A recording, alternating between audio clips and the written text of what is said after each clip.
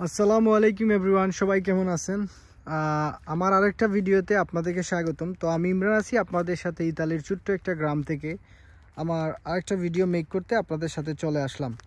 তো আজকের ভিডিওতে আমি যে কান্ট্রি সম্পর্কে আপনাদের সাথে আলোচনা করব সেটা হচ্ছে যে বসনিয়া নিয়ে আলোচনা করব। বসনিয়াতে বাংলাদেশ থেকে অনেকেই আসতে চান, তো আমাকে অনেকেই প্রশ্ন করছেন যে ভাই বসনিয়া আসতে পারবো কিনা, বাংলাদেশিদের বসনিয়াতে সুযোগ সুবিধা কেমন, কাজের সুযোগ সুবিধা, ভিসা রেশিও, কোন ভিসাগুলো হয়, বাংলাদেশ থেকে ভিসা হওয়ার সম্ভাবনা আছে কিনা, তারপর স্যালারি কেমন পাওয়া যাবে, এইসব বিষয়গুলো নিয়ে আমাকে অনেকেই জিজ্ঞেস করছেন। তো আজকে আপনি আমার এই ভিডিও দেখলে আপনি বসনিয়া সম্পর্কে আপনার আর কোনো ধরনের প্রশ্ন থাকবে না এবং অন্য কোনো ভিডিও আপনার দেখা লাগবে না। এখানে আপনি আমার এই ভিডিওতে সব কিছুর আনসার আপনি পেয়ে যাবেন। তো আশা করি সম্পূর্ণ ভিডিও দেখবেন এবং ভিডিও শেষে আরও কিছু ভালো ইনফরমেশন আপনাদেরকে প্রোভাইড করব।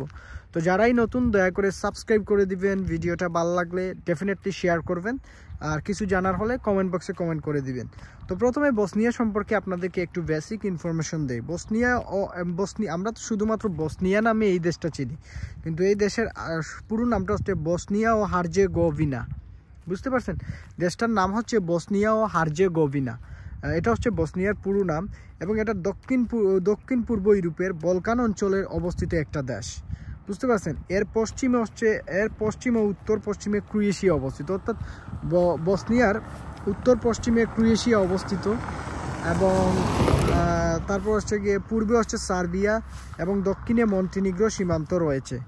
অর্থাৎ আমরা যারা বসনিয়ার পার্শ্ববর্তী দেশ বা এইগুলা করতে চাচ্ছি যে কোনগুলা দেশ, পার্শ্ববর্তী দেশ হচ্ছে গিয়ে আপনার ক্রোয়েশিয়া, তারপর হচ্ছে যে আপনার তারপর হচ্ছে আপনার মন্টিনিগ্রো, তারপরে রয়েছে সার্বিয়া, পূর্বে রয়েছে সার্বিয়া। তো আশা করি বুঝতে পারছেন যে বসনিয়ার পার্শ্ববর্তী দেশগুলো কি, এবং বসনিয়ার পার্শ্ববর্তী দেশ কিন্তু ক্রোয়েশিয়াই, অর্থাৎ বাংলাদেশ এবং ইন্ডিয়া যেরকম ঠিক সেরকম বসনিয়া এবং ক্রোয়েশিয়া। বুঝতে পারছেন? তো আপনার জন্য বসনিয়াতে গেলে ক্রোয়েশিয়াতে ঢুকাটা একেবারে ইজি একটা প্রসেস হবে। ইজি না, একটু বর্ডার হার্ড থাকবে, কিন্তু আপনি ঢুকতে পারবেন সহজেই ওই দেশে। তারপর হচ্ছে এটা আসলে প্রাকৃতিক সৌন্দর্যময় একটা দেশ হচ্ছে বসনিয়া, যেহেতু ছোট্ট একটা দেশ এবং প্রাকৃতিক সৌন্দর্য এবং বিভিন্ন ধরনের ঐতিহাসিক স্থানও আছে বসনিয়াতে।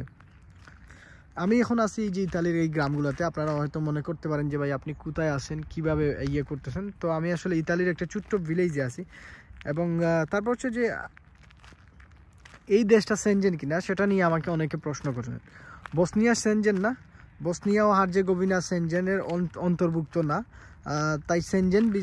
তাই বসনিয়ার ভিসা পাইলে যে আপনারা যারা প্রশ্ন করছেন আপনারা অন্য দেশে উইদাউট ভিসা ছাড়া ট্রাভেল করতে পারবে কিনা, লাইক ক্রোয়েশিয়া, আপনারা পারবেন না। আপনি যদি বসনিয়ার ভিসা পান আপনাকে ভিসা লাগিয়ে অন্য দেশে ট্রাভেল করতে হবে, যেহেতু এটা সেনজেন না। তারপর যে কমন প্রশ্ন আমি পাই সেটা হচ্ছে যে ভাইয়া বসনিয়া এমবাসি বাংলাদেশে আছে কিনা, বা সার্বিয়ার মতো বসনিয়ার কাজ বাংলাদেশে করা সম্ভব কিনা। না, বসনিয়ার এমবাসি বাংলাদেশে নাই। আপনাকে বসনিয়ার ভিসা পাইতে হলে আপনাকে ইন্ডিয়া ডেফিনেটলি গিয়ে এমবাসি ফেস করে আপনাকে ভিসা নিতে হবে। তো আশা করি এই জিনিসটা বুঝতে পারছেন। তারপর অনেকে জিজ্ঞেস করতে পারেন যে ভাই এটা বলকানের অঞ্চলের দেশ, এটার কারেন্সি কি, বা তাদের দেশে কি ধরনের টাকা চলে, তাদের কি নিজস্ব মুদ্রা আছে নাকি ওই দেশে ইউরো চলে। দেখেন, বসনিয়া এবং হার্জেগোভিনার তাদের নিজস্ব একটা মুদ্রা আছে, সেটা হলো গিয়ে বসনিয়ান মার্ক বলা হয়। অর্থাৎ বসনিয়ান মার্ক বলা হয়, বসনিয়ার টাকাকে বসনিয়ান মার্ক বলা হয় আর কি। বুঝতে পারছেন? তারপর আরেকটা জিনিস হচ্ছে যে অনেকেই আমাকে প্রশ্ন করছেন যে ভাই বসনিয়ার 1 টাকায় বাংলাদেশের কত টাকা হতে পারে, সেটাও আপনাদের জানা উচিত। বসনিয়ার 1 টাকায় বাংলাদেশের প্রায় অ্যাপ্রক্সিমেটলি আপনি যদি ধরেন, বসনিয়ার 1 টাকায় বাংলাদেশে প্রায় অ্যাপ্রক্সিমেটলি 67 টাকা বা 68 টাকার মতো হতে পারে। তো বসনিয়ার 1 টাকা 67 বা 68 টাকার হতে পারে। সেটা আসলে রেটের উপরে নির্ভর করতেছে, আপনি কী ধরনের মানে আপনার টাকার রেটের উপরে নির্ভর করতেছে। যেহেতু আপনারা জানেন টাকার প্রতি মাসে বা প্রতি ইয়েতে টাকা হয়, তো সেটা আপনারা করতে পারেন। আপনারা গুগল করলে যেদিন আমার এই ভিডিওটা দেখবেন সেই দিন আপনারা বুঝে যাবেন যে আসলে টাকার যে বিষয়টা। তারপর একটা জিনিস হচ্ছে যে বললাম তো মানে বসনিয়ান মার্ক ইকুয়াল টু বাংলাদেশের প্রায় 67 থেকে 68 টাকা হবে। বুঝতে পারছেন? এখন আসেন যে ভাই বসনিয়া, বাংলাদেশ থেকে বসনিয়া যদি আমি আবেদন করি, আসলে বাংলাদেশিদের জন্য কত ধরনের ভিসা দিয়ে, বা বসনিয়া ফরেনারদের জন্য বসনিয়া এমবেসি থেকে কত ধরনের ভিসা দেয়। তারা শর্ট টার্ম ভিসা দেয়, ভিসা ক্যাটাগরি সি যেটা, আর তারপর তারা দেয় লং টার্ম ভিসা, যেটা ভিসা ক্যাটাগরি ডি, যেটা 90 দিনের বেশি আপনি স্টে করতে পারবেন। অর্থাৎ কাজের ভিসা এবং স্টুডেন্ট ভিসার জন্য যে ভিসাটা তারা প্রদান করে সেটা হচ্ছে লং টার্ম ভিসা, অর্থাৎ ভিসা ক্যাটাগরি ডি। তারপর ভিজিট ভিসার জন্য তারা ভিসা ক্যাটাগরি সি প্রোভাইড করে থাকে, যেটা শর্ট টার্ম ভিসা। তারপর তারা বিজনেস ভিসাও প্রোভাইড করে থাকে। এখন বাংলাদেশ থেকে বসনিয়া কত ধরনের ভিসাতে যাওয়া যায়? বাংলাদেশ থেকে বসনিয়াতে আপনি পর্যটনের ভিসা, পর্যটন ক্ষেত্রে মানে পর্যটন ভিসা, যেটা ভিজিট ভিসা। তারপর হচ্ছে শিক্ষা মানে পড়ালেখার উদ্দেশ্যে যদি আপনি যান, অর্থাৎ স্টুডেন্ট ভিসা। তারপর হচ্ছে কাজের ভিসার জন্য যদি যান, সেটা হচ্ছে যে ওয়ার্ক ভিসা। তারপর হচ্ছে বাংলাদেশিদের জন্য বিজনেস ভিসা, অর্থাৎ ব্যবসার উদ্দেশ্যে যদি যান তাহলে আপনাকে বিজনেস ভিসা প্রোভাইড করবে। এই যে ভিসাগুলোর কথা বললাম, এগুলোর জন্য আপনি বাংলাদেশ থেকে আবেদন করতে পারবেন। তো এখন আমাকে অনেকে প্রশ্ন করেন যে ভাইয়া, বাংলাদেশ থেকে যদি আমি এই ভিসাগুলোতে আবেদন করতে চাই, তাহলে আমার জন্য সবচেয়ে ভালো এবং সবচেয়ে ইজিয়েস্ট ওয়ে কোনটা হবে এবং ভিসা রেশিও ভালো থাকবে? বাংলাদেশ থেকে আপনি বসনিয়ার স্টুডেন্ট ভিসাতে প্রচুর মানুষ যায়, আপনি বসনিয়ার স্টুডেন্ট ভিসাতে ট্রাই করতে পারেন, অথবা বাংলাদেশ থেকে আপনি কাজের ভিসাতেও ট্রাই করতে পারেন। অনেকেই কাজের ভিসাতে বসনিয়াতে গেছে, বুঝতে পারছেন? এখন আসেন যে ভাই খরচের পরিমাণটা কীরকম লাগবে। দেখেন, বসনিয়া যেহেতু বলকানের দেশ, খরচটা সেনজেন কান্ট্রিগুলোর মতো এত বেশি টাকা লাগে না। তবে বসনিয়ার জন্য আপনি যদি যেতে চান, তো আপনার আসলে 7.5 থেকে 8 লাখ টাকার মতো একটা বাজেট আপনাকে রাখতে হবে, এবং ইন্ডিয়ার খরচও আপনার লাগবে, সেটাও আপনার মাথায় রাখে আপনাকে দাঁড়াতে হবে। তো আপনাকে অ্যাপ্রক্সিমেটলি 8 লাখ 8.5 লাখ টাকা নিয়ে আপনাকে দাঁড়াইতে হবে, যেহেতু ইন্ডিয়া আপনার যেতে হবে, এবং দালাল কিন্তু ইন্ডিয়ার কস্ট আপনার বিয়ার করবে না, যারাই আপনার ফাইল কাজ করবে। বাংলাদেশ থেকে আসলে এই 7.5-8 লাখ টাকার মতোই লাগে বসনিয়ার জন্য বর্তমান সময়ে, বুঝতে পারছেন? তারপর হচ্ছে যে বসনিয়াতে অনেকে প্রশ্ন করেন, বা অনেকেরই জানার ইচ্ছা যে ভাইয়া বসনিয়াতে কোন কাজের চাহিদা বেশি, বা কোন কাজগুলো আমি বসনিয়াতে পাবো, সেটা নিয়ে আমাকে অনেকে প্রশ্ন করেন। তো আমি আপনাদেরকে বলি, বসনিয়াতে আপনি অনেক ধরনের কাজের সুযোগ সুবিধা আছে। কৃষি কাজ করতে পারবেন, বসনিয়াতে কৃষি কাজের অনেক ডিমান্ড আছে, আপনি চাইলে কৃষি কাজ করতে পারেন। তারপর হচ্ছে বসনিয়াতে আপনি চাইলে কৃষিকাজের পাশাপাশি আপনি কনস্ট্রাকশন কাজ করতে পারবেন। তারপর আপনি হসপিটালি সেক্টরে আপনি কাজ করতে পারবেন। তারপর হচ্ছে আপনি ফ্যাক্টরি ওয়ার্কার হিসাবে কাজ করতে পারবেন, রেস্টুরেন্ট ওয়ার্কার হিসাবে কাজ করতে পারবেন, ইন্ডাস্ট্রিয়াল ওয়ার্ক করতে পারবেন, এবং বড় বড় বিল্ডিং কনস্ট্রাকশনের কাজেও আপনি কাজ করতে পারবেন, এবং বিভিন্ন ধরনের কফি হাউস, রেস্টুরেন্টে অ্যাজ এ ক্লিনার, হোটেল বয় হিসাবেও আপনি কাজ করতে পারবেন বসনিয়াতে। এখন আসেন যে বসনিয়াতে ভাইয়া মিনিমাম বেতন কত, মানে তাদের দেশের মিনিমাম বেতনটা কত। দেখেন, তাদের দেশে মিনিমাম বেতন হচ্ছে আপনার 316.19 ইউরো, মানে 300 ধরে নিতে পারেন অ্যাপ্রক্সিমেটলি তাদের দেশে মিনিমাম যে স্যালারিটা সেটা হচ্ছে যে 317 ইউরো, বুঝতে পারছেন? 317 ইউরো। এখন একজন বাংলাদেশি হিসাবে আপনি বসনিয়াতে কত টাকা ইনকাম করতে পারবেন, সেটা নিয়ে আমাকে অনেকে প্রশ্ন করে। একজন বাংলাদেশি হিসাবে আপনি বসনিয়াতে যে টাকাটা ইনকাম করতে পারবেন, সেটা হচ্ছে যে একজন বাংলাদেশি হিসেবে আপনার বেসিক স্যালারি 450 থেকে 500 ইউরো, 500 ইউরো থেকে শুরু করে আপনি 550-600 ইউরো ইনকাম করতে পারবেন একজন বাংলাদেশি হিসাবে। আমি আবারও রিকোয়েস্ট করব, যারা আমার চ্যানেলে নতুন, দয়া করে সাবস্ক্রাইব করে দিবেন, ভিডিওটা ভালো লাগলে শেয়ার করবেন প্লিজ। খুব কষ্ট করে ভিডিও মেক করতেছি, কারণ সকাল সকাল ঘুম থেকে উঠে গেছি, আর আমি এখন ইতালির একটা গ্রাম থেকেই আসছি, আপনাদের সাথে ভিডিওটা মেক করতেছি। তো আসলে আপনারা ডেফিনেটলি আপনারা সাবস্ক্রাইব করবেন, রিকোয়েস্ট থাকবে সাবস্ক্রাইব করবেন। কিছু জানার হলে আমার ফেসবুক পেজ আছে, সেটাতেও কানেক্টেড হতে পারেন, অথবা কমেন্ট বক্সে কমেন্ট করতে পারেন, বুঝতে পারছেন?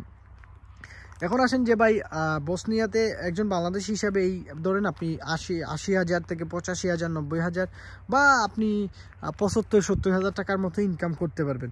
তারপর হচ্ছে যে ভাই বসনিয়াতে ওয়ার্ক পারমিটের ধরন কি, কতদিন লাগে ওয়ার্ক পারমিট আসছে? বসনিয়াতে ওয়ার্ক পারমিটের ধরন হচ্ছে দুই ধরনের ওয়ার্ক পারমিট পাওয়া যায়। সেটা হচ্ছে টেম্পোরারি ওয়ার্ক পারমিট, যা একটা নির্দিষ্ট সময়ের জন্য দেওয়া হয়।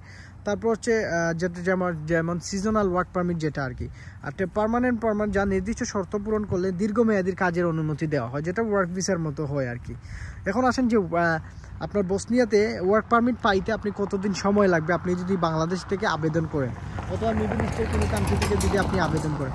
দেখেন বসনিয়ার ওয়ার্ক পারমিট পাইতে সময় লাগে 4 থেকে 6 সপ্তাহের মতো আপনার সময় লাগবে। এটা নিয়ে আমাকে অনেকেই প্রশ্ন করেন যে ভাইয়া বসনিয়ার ওয়ার্ক পারমিট পেতে কতদিন সময় লাগে।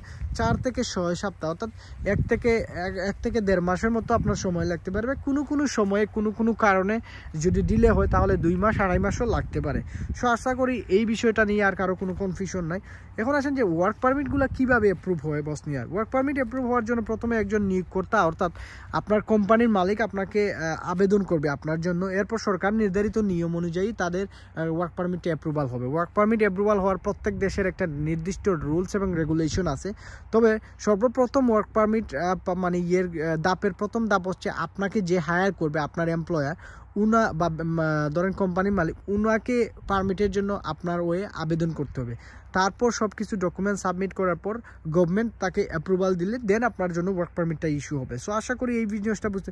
বসনিয়া ইন্টারভিউ, হ্যাঁ বসনিয়াতে ভিসা ইন্টারভিউ হয়, টুকটাক আপনাকে প্রশ্ন করবে। স্টুডেন্ট ভিসার ক্ষেত্রেও ইন্টারভিউ হয়, কাজের ভিসার ক্ষেত্রেও হয়।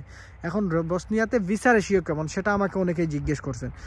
বসনিয়াতে ভিসা রেশিও আসলে বাংলাদেশের জন্য বর্তমান সময়ে তেমন একটা ভালো না, তবে আগে খুবই ভালো ছিল। তবে ঠিক আছে, মোটামুটি এত খারাপও না এত ভালোও না, মানে অত মাঝারি মানে মধ্যমের মধ্যে আছে।